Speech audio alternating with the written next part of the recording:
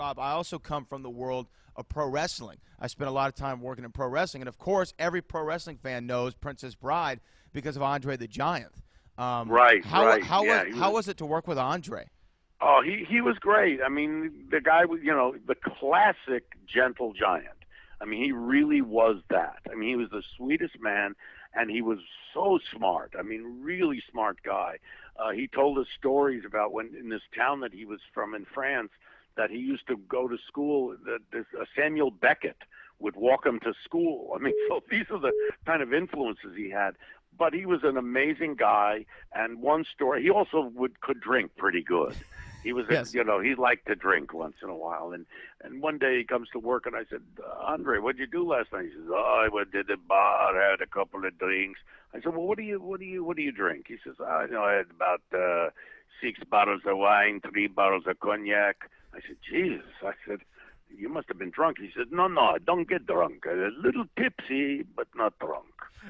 So he was a great guy, though, really sweet guy.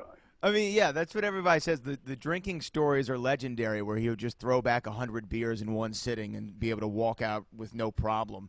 What an anomaly of a human being. And did you find his – because he wasn't a trained actor by any sense of the imagination, but he did come from the world of entertainment, from the pro wrestling aspect. Did you find that him working with him on set in the scripted format, did he take to that well, or did it take a little extra direction? He did eventually. I was nervous about going with him because he had never acted before, and when he came in and did the audition, I had him read a scene, and I couldn't really understand what he was saying. He was perfect for the part, but it was like impossible. And I said, Andre, this is going to be like a 15-week thing. You're going to be around. And he thought that he had to do 3 pages for 15 weeks. I said, no. You're throughout the whole script. This is just one scene. You're in the whole movie. He says, I do it, boss. And I went, oh, no, I don't know if I could do it.